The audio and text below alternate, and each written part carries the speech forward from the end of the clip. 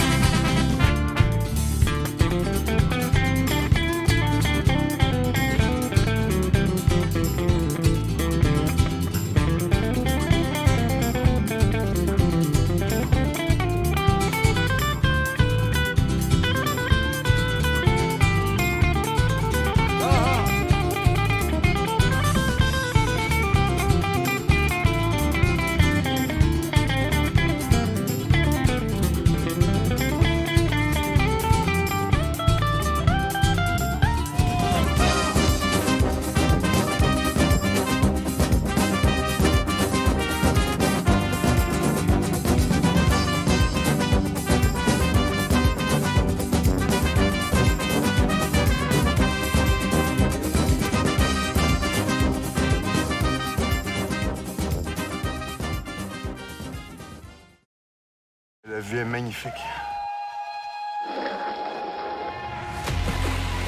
On carbure à l'aventure, à la culture, à l'ouverture. Noir, blanc, toutes couleurs, toutes saveurs. On embrasse le monde, on savoure la vie chaque seconde. Ses défis, ses beautés, un geste, un regard, une lumière, une rivière, sa musique. On carbure à tout ce qui inspire, à tout ce qui respire. Parce qu'à TV5, on voit les choses autrement. La musique a le pouvoir incroyable de rapprocher les gens. Elle les aide à apprendre et à grandir. La musique nous permet de faire entendre des voix diversifiées et d'ouvrir les portes à une société plus durable et inclusive.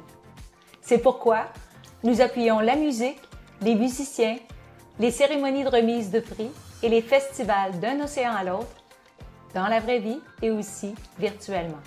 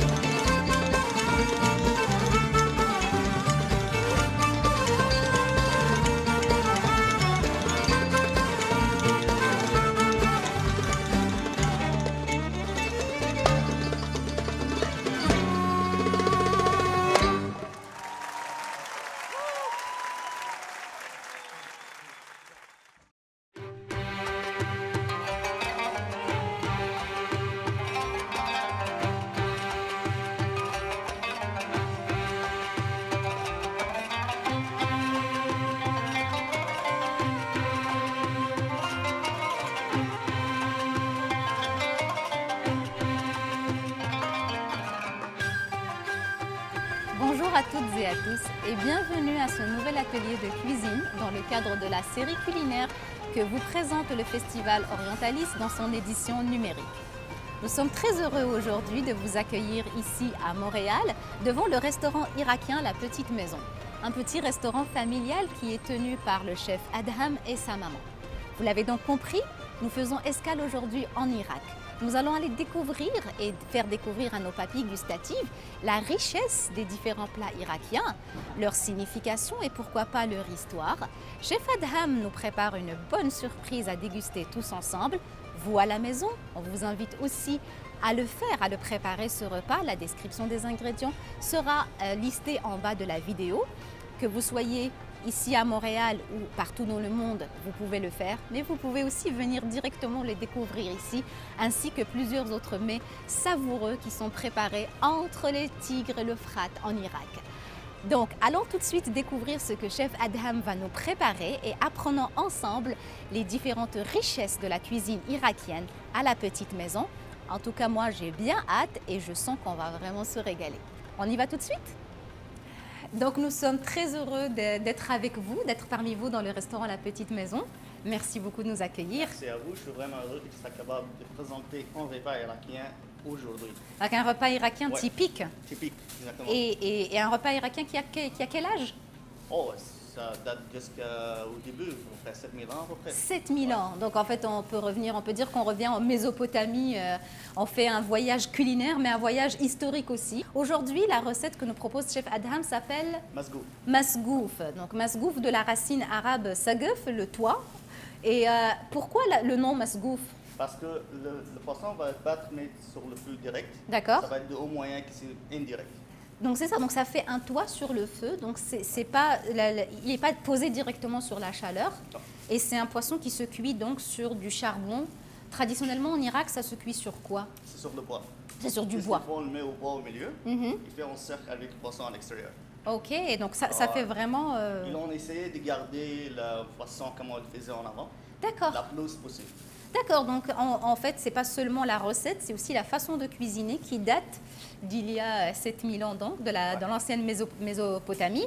Et nous avons un poisson qui est de quelle famille, de quelle sorte? Est-ce que c'est un poisson d'eau douce ou c'est un poisson d'eau salée? Salé. Celle-là, ça vient de mer. Ça vient de Ouais. mer. Ça s'appelle chano. Le chanou, ok. En anglais, c'est milkfish. Le milkfish, ok, le poisson lait. La raison pourquoi on l'utilise, parce que le viande est salé. Oui. C'est pas d'eau. D'accord. Mais dans les villages en Irak, il y a du monde qui utilise la rivière. Oui, qui On utilisent va le dire, poisson ouais. d'eau douce quand ils n'ont pas la possibilité d'aller à la mer. Et à ce moment-là, si on utilise un poisson d'eau douce, qu'est-ce qu'on fait? On va juste ajouter plus de sel. Plus de sel. D'accord, excellent. Et comment ça, on a des ingrédients que nous regardons ici devant nous sur la table, mais en fait, le masgouf en soi n'a pas besoin de beaucoup Non, d'ingrédients. la seule chose qu'on va utiliser pour cuire le poisson, c'est le sel Oui, et tamarin. la sauce de tamarin. Donc c'est ça. Donc ici, nous avons la sauce tamarin et du sel. Et c'est les seuls ingrédients, les deux c'est le ingrédients seul qu'on va utiliser, assaisonnement. ouais. Donc en fait, la saveur et la spécificité de ce plat C'est dans le poisson. vient lui-même, dans le ouais. poisson lui-même et dans la façon de le Et cuisiner. le poisson, comment on ouvre le poisson? On ne l'ouvre pas au milieu par ici. Non, on l'ouvre par le dos. Ah, Parce que si on allait l'ouvrir par ici, il y a, comme vous voyez, ce poisson, oui, il y a du gras à l'intérieur. oui. Si on allait ouvrir par ici, On quand allait va perdre cuire, le on va tout gras. perdre. D'accord. Alors même en Irak, il ouvre par le dos, il commence par ici jusqu'à la tête. D'accord. Et donc en fait, c'est ça. Donc ça prend pas seulement un poisson qui est bien salé, mais aussi un poisson qui a quand même du gras. Il doit pas être sec Non, parce sinon que ça va être tout sec. Ça va... il va perdre d'un petit peu. Il n'aura pas la bonne saveur qu'on lui veut. Et est-ce qu'on peut dire que le masgouf c'est le plat national en Irak? Oui ou non? Ok. Oui ou non? Ok. Vraiment oui ou non. Le kebab irakien est connu. D'accord. Le dolma aussi qui est connu. Le dolma, oui, Ouais. effectivement. Mais celui-là, c'est vraiment connu aux villes de Basra. D'accord. La Ouais. ville de Bassora. Donc à la ville de Bassora, c'est Ça, le c'est comme le poisson. traditionnel là-bas. D'accord. Ouais. Et on le mange pour des occasions spéciales? Dans les pays arabes, ils le mangent, en Irak spécifiquement, ils le mangent au mercredi. Le mercredi, Ouais. parce que c'est la veille du week-end. Oui, parce qu'on a jeudi, ils sont du Oui, week-end. d'accord. Ouais. Et ici, même ici, dans le restaurant, on le fait mercredi. Uh-huh. On essaie de suivre Les traditions comme en Irak. Donc si vous voulez manger du masgouf, venez au restaurant le mercedi. Vous êtes ouvert mercredi, Ouais, bien bien sûr. sûr. Excellent. Parce que mercredi aussi, on reçoit le poisson frais. D'accord. Alors, Ah. vous allez ici, c'est aujourd'hui, c'est l'emmener aujourd'hui. Et pour accompagner donc le masgouf, par la suite, une fois qu'on va le laisser cuire, qu'est-ce qu'on va passer faire? On va passer au samoun. Ok. On va vous laisser avec ma mère. Oh, C'est d'accord. elle, chef. D'accord. Elle va vous expliquer un peu sur le pain irakien et moi, je vais traduire pour elle. Très bien. Ok, ben, Madame Rarad, comment ça se prépare ce pain-là? Dans les sauces. La farine avec la sauce et la. Je sais pas comment. C'est de farine, Oui. sel Oui. et liste. La levure. Ouais. La levure. D'accord. De l'eau. Ou le maïs, de l'eau. Ok. Et la mélanger. Uh-huh. Après. C'est pas vraiment les ingrédients. Les ingrédients, c'est la façon de le façon rouler. Et La forme. la forme. D'accord, la Ouais. forme qu'on donne. Et comment ça se cuit? D'accord, ça se Ouais. cuit comment alors? En Irak, d'habitude, il est cuit dans des ovens de briques. Et c'est un four de pizza. C'est le four de pizza qu'on Ouais, va voir avec tout à un- l'heure. D'accord. Briques à l'intérieur, ouais. Et est-ce que c'est un pain qui va cuire longtemps ou qui va cuire rapidement? Non, ça prend comme 30, maximum 30 secondes dans le four. D'accord. Et Mais c'est- c'est plus de temps en préparation que Mm. هذه ياخذ وقت 4 ساعات. Ok, le pain, il prend 4 heures. Ouais. Ok, super. Et pourquoi 4 heures? C'est de repos يعني لما بتسويه بيستنى يحتاج تخمير. يحتاج تخمير، يحتاج وقت ليتخمر. Donc on va compter quand même un bon 4 heures. Donc préparez-le tôt le matin si vous voulez le manger avec votre masgouf. Comme ça, le temps de préparer le poisson, il va être prêt. Donc on va pouvoir déguster tout ça. On attaque la préparation du poisson. Donc on passe maintenant à l'étape principale, la première étape. Et au final, en fait, il y a juste 2 étapes dans la préparation. La première et ensuite... C'est la sauce. La sauce. On met à quel moment? C'est juste 5 minutes avant qu'il soit prêt. 5 minutes avant que ce soit prêt. Et donc là, l'ingrédient essentiel, principal, c'est du sel. Voilà. Donc, plus simple que ça, c'est impossible. Vous prenez un bon poisson frais avec du gras, pas beaucoup d'arêtes. On le sale bien comme il faut. On se prépare une bonne braise en arrière. Et on sale généreusement notre poisson. Et si vous prenez un poisson d'eau douce, on le sale encore plus. On met plus de sel. Ah, l'instrument. Ouais. C'est avec ça qu'on va construire notre toit, qui est notre poisson ouvert. Et juste comme ça, c'est prêt. Excellent. À y aller. Super. Où est-ce qu'on peut trouver C'est là, chez Aqaba, chez... Dans toutes les épiceries ethniques Toutes au les final. ouais. Ok, excellent. Donc faites un petit tour par l'épicerie ethnique de votre coin et vous trouverez une belle meshouaïe, donc une belle planche pour griller votre poisson. Et on l'emmène au feu. Et donc c'est ça, c'est aussi simple que ça. Et on va le poser, on va le laisser cuire comme un toit. Puis, Et- c'est prêt. Quand ça va cuisiner, on va mettre la sauce là-dessus. D'accord. Après ça, on va mettre sur l'autre côté. Ok. Mais direct sur le charbon. D'accord. Et donc l'une des raisons pour laquelle on voulait justement un poisson avec un peu plus de gras, parce que ça va fondre et ça va fondre sur la chair du poisson. Ouais, et aussi, mais ça, quand ça va tomber sur le charbon, ça va remonter encore, ça va donner le goût du charbon là-dessus. Ah, la fumée. Ouais. Donc en fait, c'est pas juste un poisson grillé, c'est aussi un poisson qui a un peu de fumée. Non, le fumée, ça va venir quand le gras va tomber sur le charbon. C'est ça, Ouais. super. Donc on le laisse ici pendant combien de temps à peu près? 15 minutes. Ouais. 15 Quand minutes. le gras est en train de cuire, après 15 minutes maximum, ça doit être correct. Et après ça, on mettra la sauce Les et deux on le côtés, refait. dans 15 minutes, ça doit être Ok, les deux côtés seront prêts dans 15 minutes. Donc en plus, on peut le préparer. Oh, c'est tellement beau. It's dripping. Le gras est en train de couler. C'est de toute beauté. Et voilà, donc on laisse ça. Ah, on le et- laisse. Pendant que le poisson et le pain cuisent en bas, nous nous retrouvons ici à l'étage, au restaurant La Petite Maison, sur la rue Bishop à Montréal, avec Chef Adham. Nous nous évertuons durant le Festival Orientalis et son édition numérique spécialement, de vous présenter aussi un petit peu plus les origines de la cuisine, de la culture du pays où on arrive et on débarque et on fait notre escale aujourd'hui. Nous allons siroter un petit thé ensemble pendant qu'on papote avec Chef Adham. Et on va vous rapprocher un petit peu plus pour en savoir un peu plus sur cette cuisine-là. Personnellement, j'ai été extrêmement étonnée. C'est la première fois que je mange un repas irakien. C'était délicieux, vraiment, vraiment, vraiment.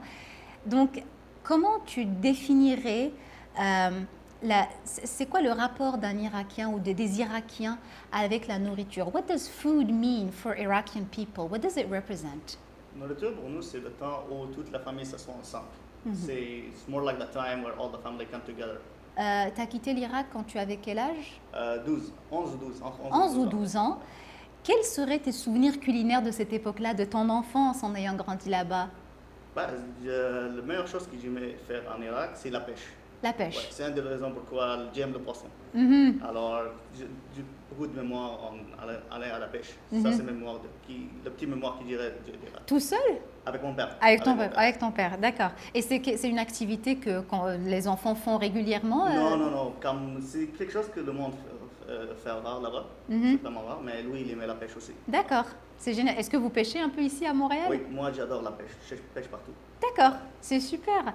Et donc les influences, on en a parlé, on l'a touché un petit peu pendant qu'on cuisinait. Les influences de la cuisine irakienne sont très ancestrales, on va dire, babyloniennes, sumériennes. L'Irak, on se rappellera, hein, le Tigre, l'Euphrate, c'est un petit peu un berceau pour l'humanité, pour les cultures. Il y a plein de cultures qui se sont croisées là, plein de royaumes qui se sont croisés là. Comment est-ce que ça... how does it translate? Comment ça apparaît dans la cuisine irakienne, dans la diversité? Et dans ce qui distingue la cuisine irakienne dans le reste du Moyen-Orient? C'est vraiment les épices et de trouver d'autres moyens à faire la même chose. D'accord. Ouais, comme aujourd'hui on utilise le sauce tamrin, c'est pas beaucoup de pays qui utilisent ça. C'est vrai. Alors nous on choisit de trouver quelque chose qu'on peut le faire uniquement. D'accord. Ça c'est ce qui définit l'Irak, la cuisine irakienne qui d'autres la cuisine. Donc c'est ça, pour résumer un petit peu, on ne peut pas dire qu'il y a vraiment spécialement un seul repas spécifique national qui représenterait l'Irak.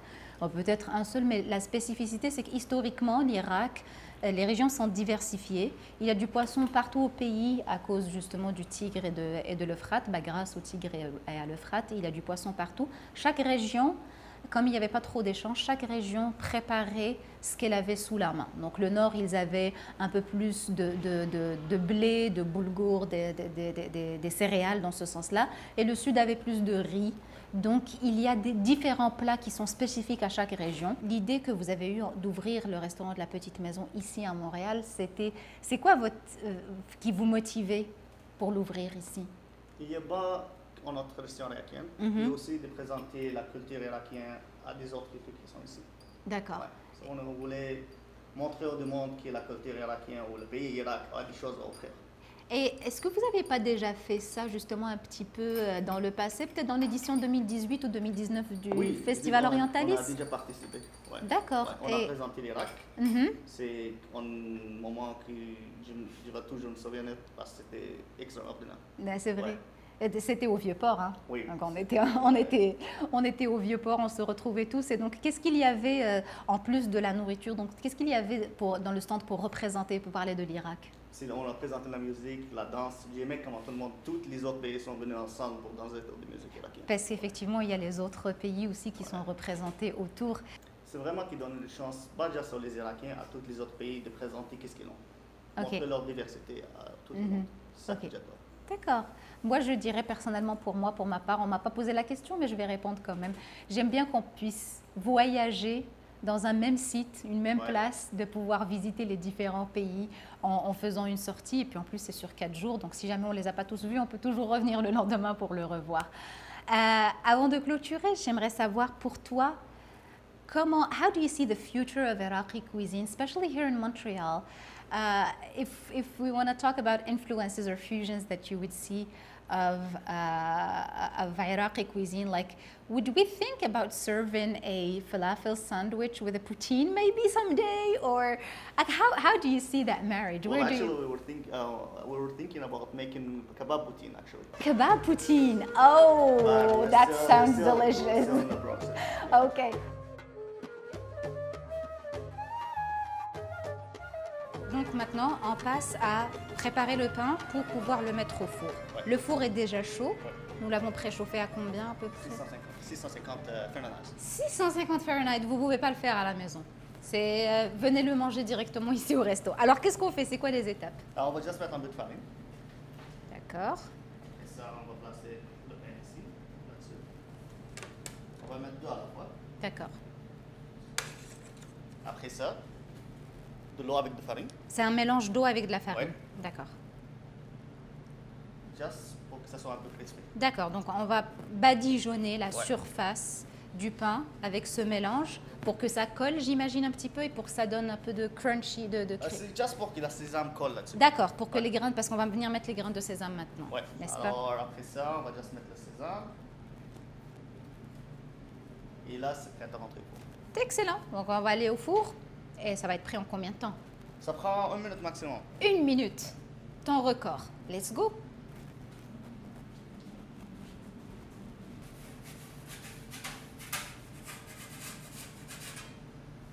Donc maintenant, pendant que le pain est en train de cuire dans notre four, le poisson, lui, est presque prêt. Ça ne prend pas de temps.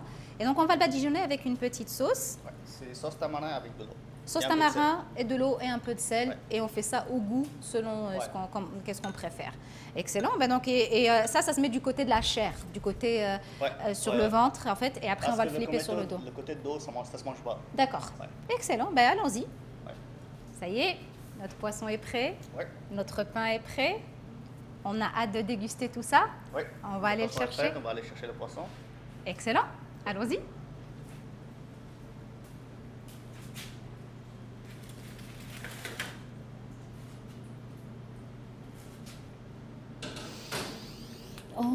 ça sent tellement bon.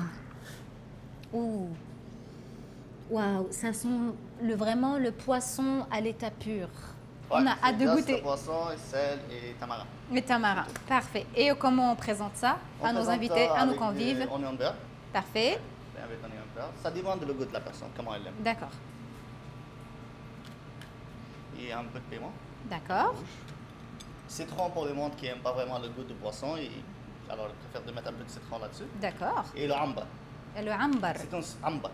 Ça s'appelle amba. C'est une sauce irakienne qu'on utilise pour le falafel. Pour falafel. C'est un des sandwichs les plus populaires Oui, falafel, oui. Ouais. Et ça, c'est le mkhallal. Donc ça, c'est des cornichons. Ça, vous le faites ici directement au restaurant. Super. Donc ça aussi, on peut, comme on a dit, c'est vraiment une question de goût. Qu'est-ce qu'on veut? Un peu de radis. Et des radis de fégel. Oh, c'est juteux. Il y a du jus, mes amis. Il y a du gras. Ça sent bon. Ça s'enlève tout seul. C'est très chaud. Est-ce que je mets tout de suite la sauce ambar avec ou pour l'instant je vais le goûter? D'accord, parfait.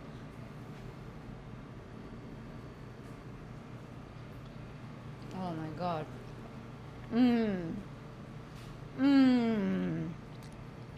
C'est un vrai délice.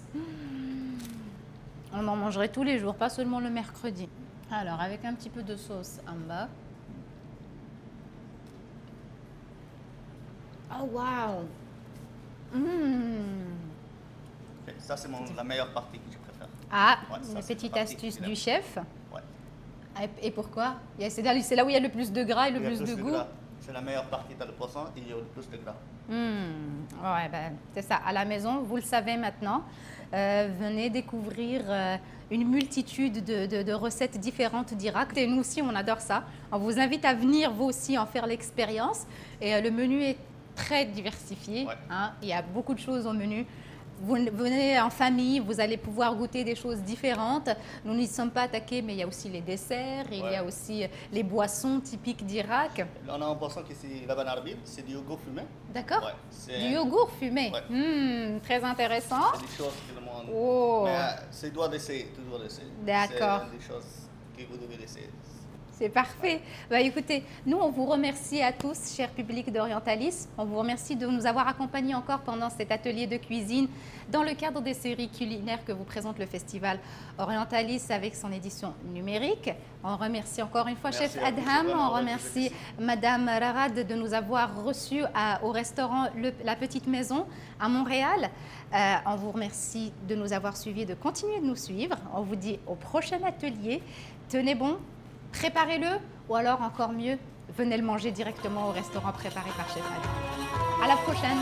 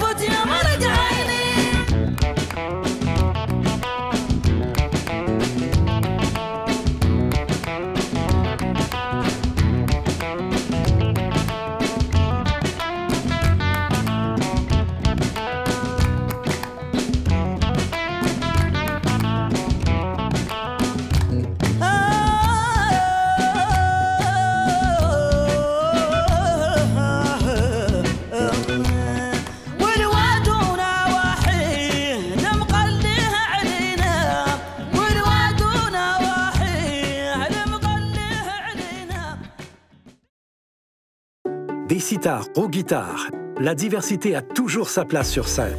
Nous sommes fiers de soutenir plus de 60 festivals de musique et de culture virtuelle qui réunissent les artistes et le public de toutes les communautés.